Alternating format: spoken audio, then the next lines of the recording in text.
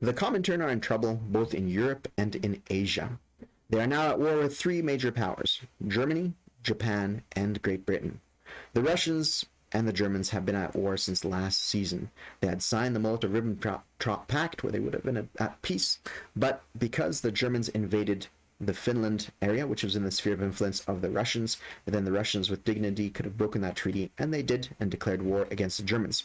The Germans had quite the sizable force in Romania and in Warsaw, and to prevent a combined offensive into Ukrainian territory, they attacked Bessarabia and preventing an attack against Ukraine. The Russians are being pushed back on the southern front and a sizable force in front of them. The Germans have plenty of motorized units. They have motorized units, mechanized, medium armor. They have, nine medium armor divisions and self-propelled artillery, quite a sizable force, meaning that the Russians might need to be pushed back. In central Russian territory, we see an invasion or potential invasion from Latvia and Lithuania, putting pressure on the Belarusian front.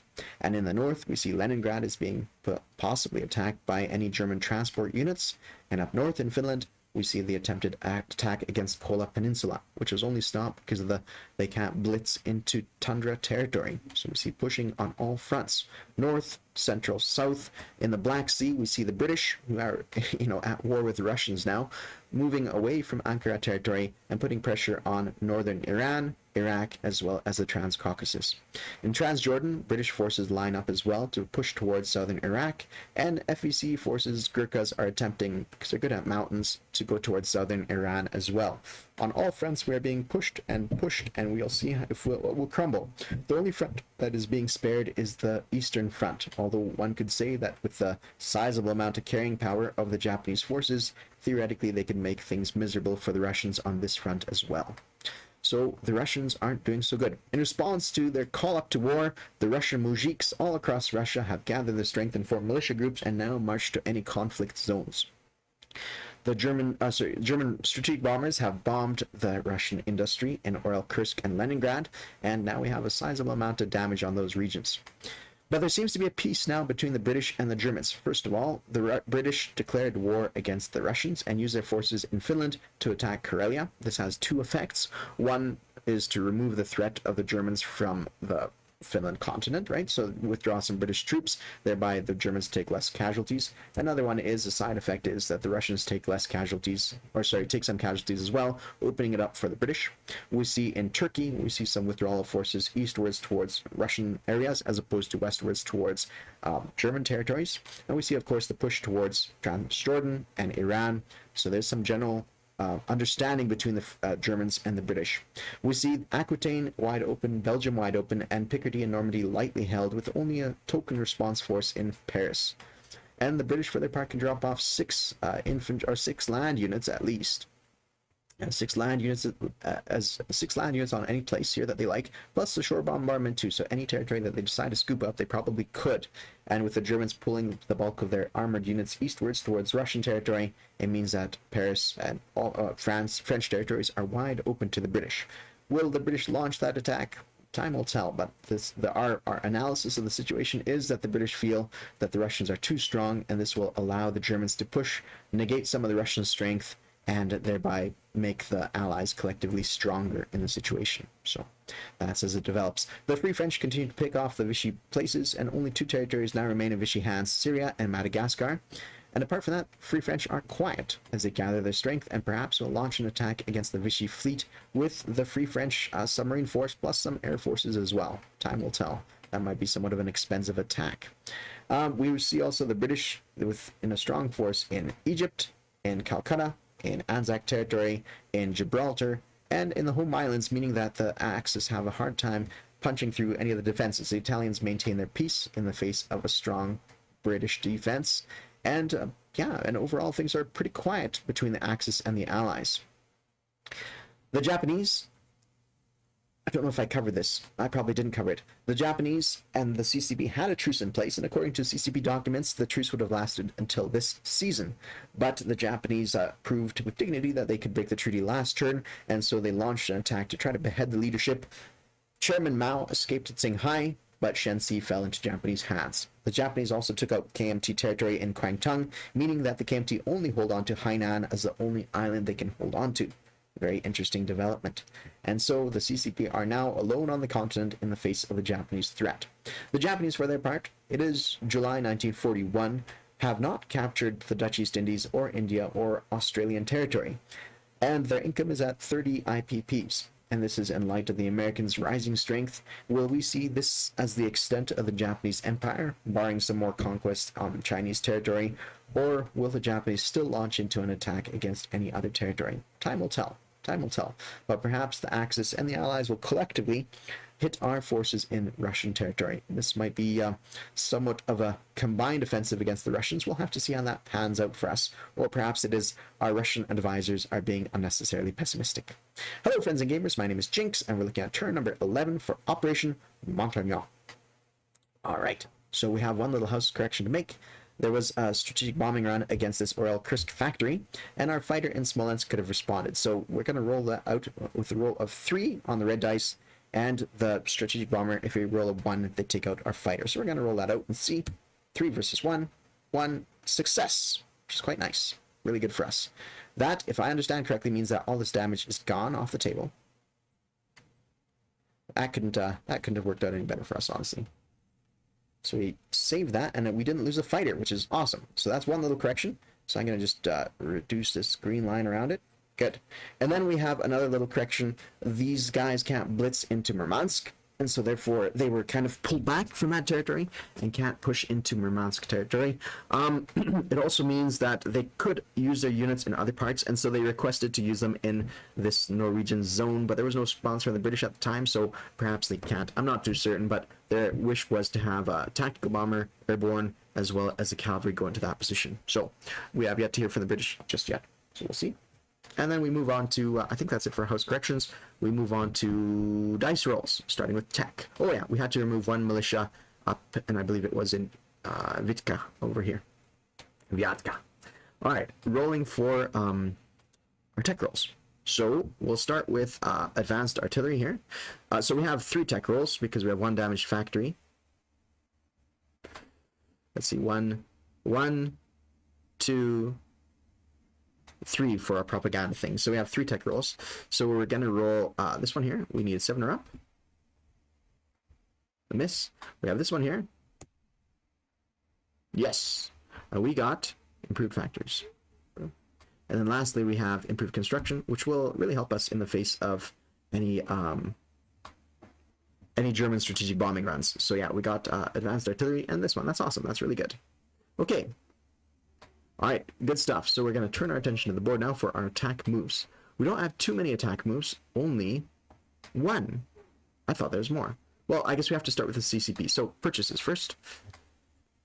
$8 to spend for the CCP. We're going to get 1. I got to make sure I'm recording. 1, 2, and a militia. There we have $8 to spend. And then for the Russians, we have $59.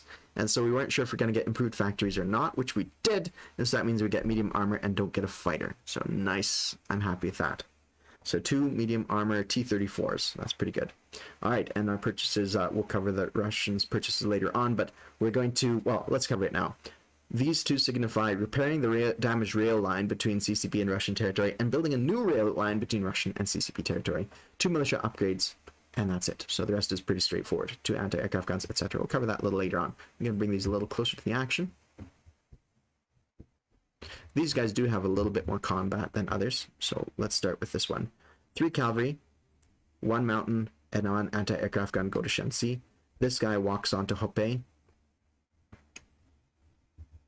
I'll just grab that.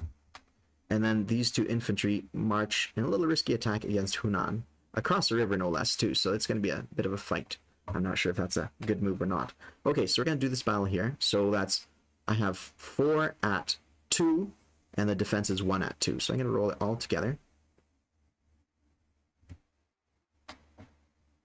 Miss on round 1. Round 2. Miss on round 2. Round 3. Statistically, we should win now, yeah. Okay, there we have it. So we won and captured Shanxi from the enemy.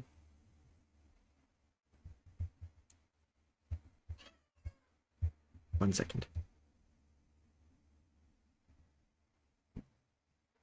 My kids are up and about and they're excited to do stuff with me today, so I'm lucky so far that there's no interruptions. All right, and now this attack here. So this one's going to be a dicey one, to say the least. 2 at 1 and 1 at 4. So the red is us and the black is the enemy. I think we're just going to go for 1 round, I think. Maybe 2. Okay, now since our odds are a little bit better, we'll see. But that's a miss on the first round. Black is the enemy, right? Red is us as the communists.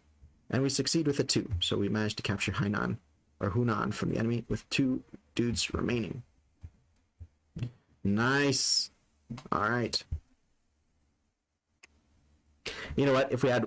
This is all red now, right? Like, look at all the CCP markers. I don't think I've ever seen this like this before. I don't play the Russians as much as I'd like to. But we have 1, 2, 3, 4, 5, 6, 7, 8, 9. $9. $9 is pretty good. $9, and it's, you know, I know we're still a little bit far from the 13, the magic 13 we need. That'd be 10, 11, 12, 13. We would need a few more territories to evolve to major power, but that's pretty good for what we have. Okay, 1, 2, 3, 4, 5, 6, 7, 8, 9, 10, 11, 12. We don't need to roll our recruitment dice because we already get what we have, what we have already. So I gotta do a non-combat move still. There's some dudes around.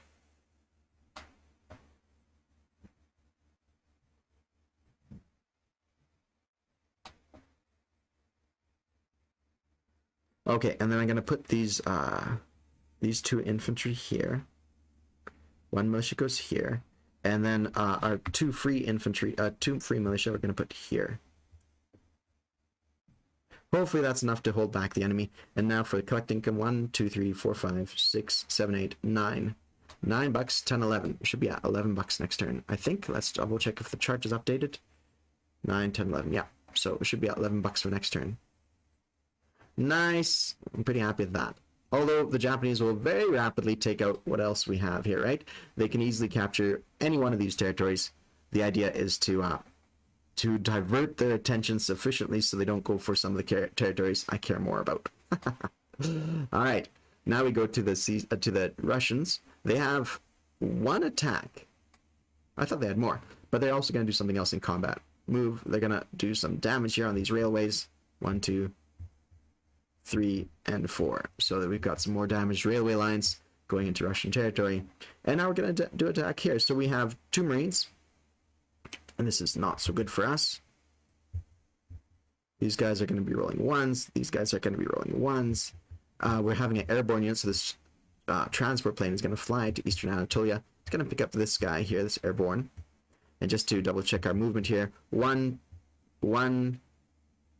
2, 3, 4, 5, 6. He could land a little further away. Let's see. 1, 2, 3, 4, 5, 6, 7. I might actually land him here in Crimea.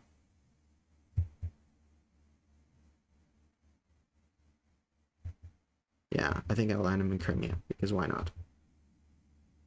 So let's see. 1, 2, 3, 4, 5, 6, 7. Sure, why not? I think that's a reasonable spot for him to be at. Okay. Alright, what else do we need to do? Yeah.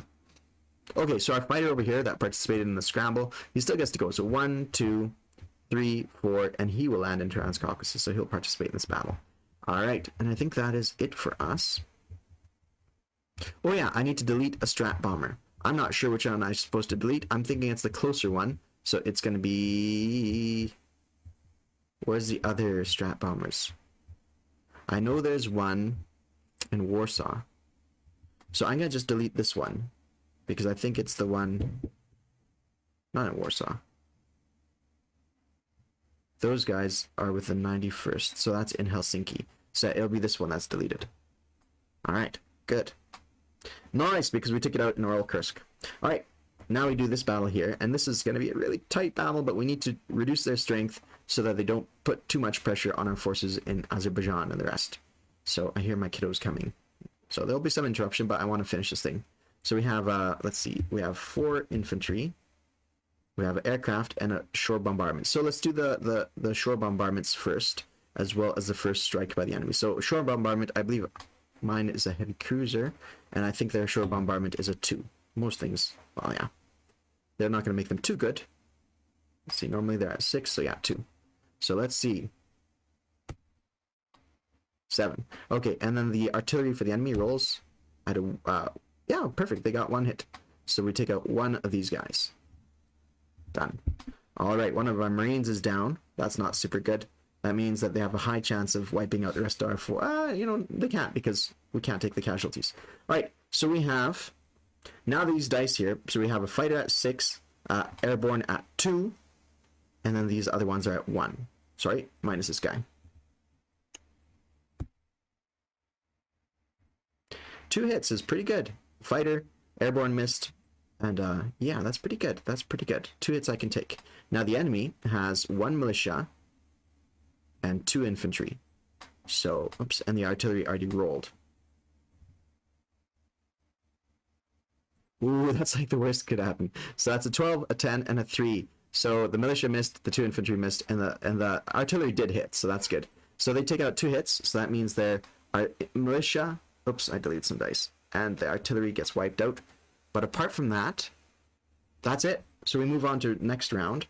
So we repeat our roll here. The only difference is now we have our airborne doesn't roll as an airborne anymore, and we just have 4 dudes against and a fighter against their dudes here. So let's roll like this. Hopefully the dice don't get too mixed up. 2 misses again by the British and 1 success by our guy. So we take out this guy. And nicely done. And last round, we're having a really good turn. And lastly, we take out the last guy here with our fighter. So we captured Anatolia from the enemy. And we took out a nice contingent of British forces. And of course, you know, it's not ideal, but it prevents Iraq and Azerbaijan from being attacked. So we grab these territories. This guy lands back here. And the Soviet fighter lands here. This Marine could land here safely. Okay, that is it for combat moves.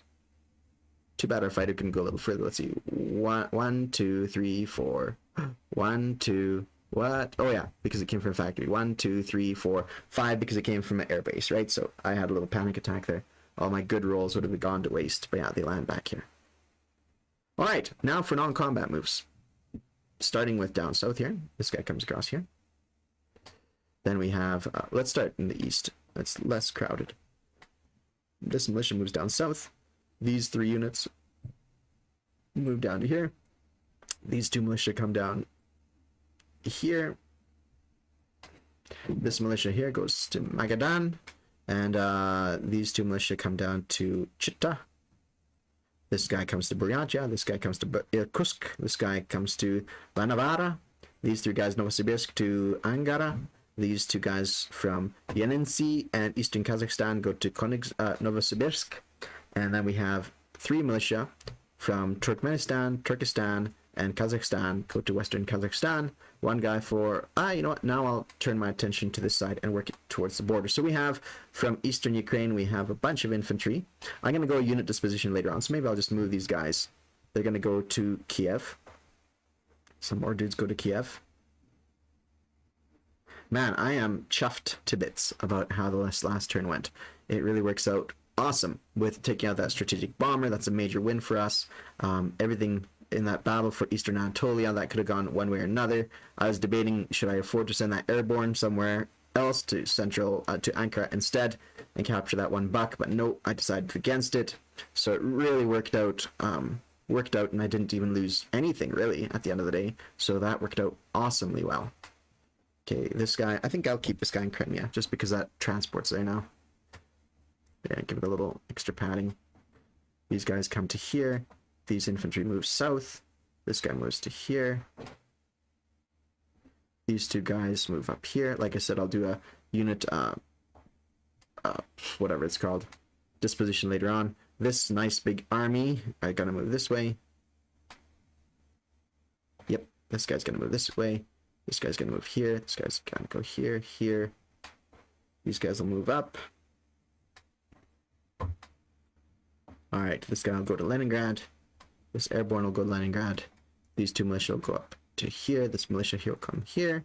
I'm going to rail. Actually, am I done with all the regular moves? This guy's going to move to here. I think that's it. I think we've done all the moves we want to do. Quick review. Oh yeah, our fighter comes to Smolensk. Yeah, this railing guy is going to go here. We're going to rail our Stalingrad factory to the Eastern Front. Because we don't need this many factories here, and we can put it to better use up in Chita.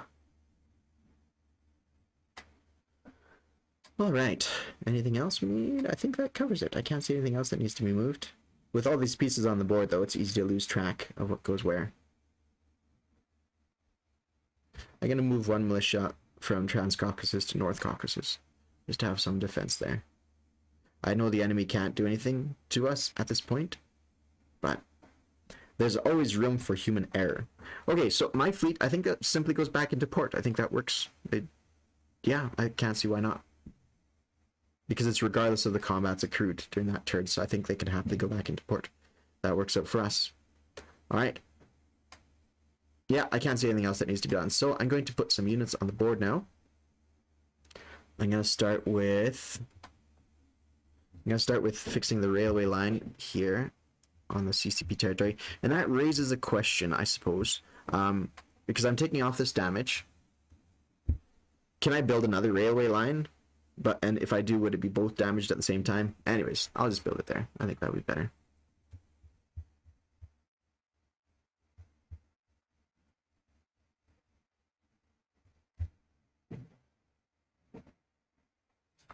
There.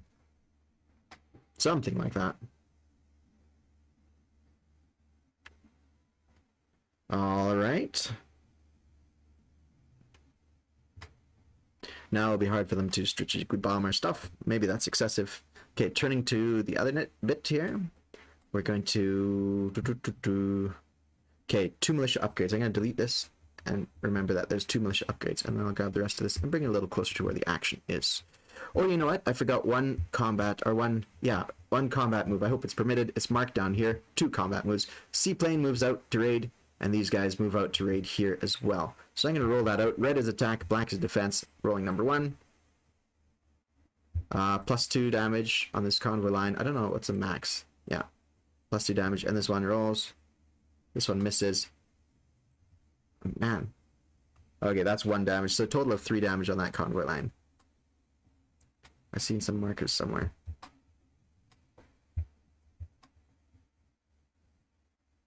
I don't know.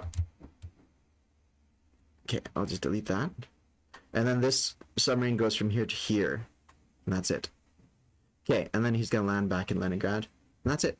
So I'm going to roll... I'm going to take away $3 from the Germans. I hope that's permitted. They're down to 68.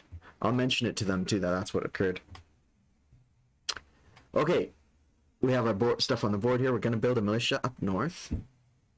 We're going to build 2 militia in Leningrad. I think I could have gotten away with not doing that, but whatever. 2 militia in Leningrad. And then down south, I have 2 militia being built. 1 here and 1 here. Yeah, I think when I planned that out, I thought it would be much more of a dramatic situation. Okay, I'm going to delete these guys because that's the 2 infantry upgrades. I thought Leningrad was a lot tighter, but like for the defense, but I guess not. I guess it wasn't as bad as I thought. Infantry, 1 goes here, 1 goes here. We get our free guy here. We're going to put 1, 2, 3, 4. An anti-aircraft gun, 5. 1 down here for that one. The 1 over here in this neck of the woods. And then we have 2 left. I think that was in case, yeah. So those 2 are going to be put right there. That's it. I'm pretty happy with that. Okay, now I'm going to just delete everything on the board here, all the markings. Yeah, I think we could safely do that. And I'll do a unit disposition. So at this point, I guess I'll just collect income still. So we had 59. We used it all up. And now our income didn't go up, so we're still at 53. 53, 54, 55, 56.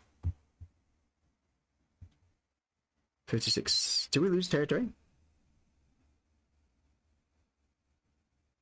56. Anyways, we got 56.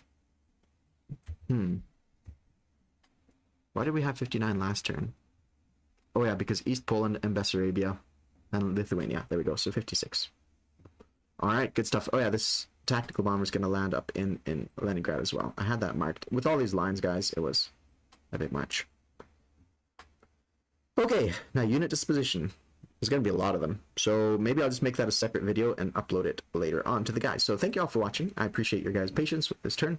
And we move on to the next dramatic turn, which will be the Japanese. Cheers!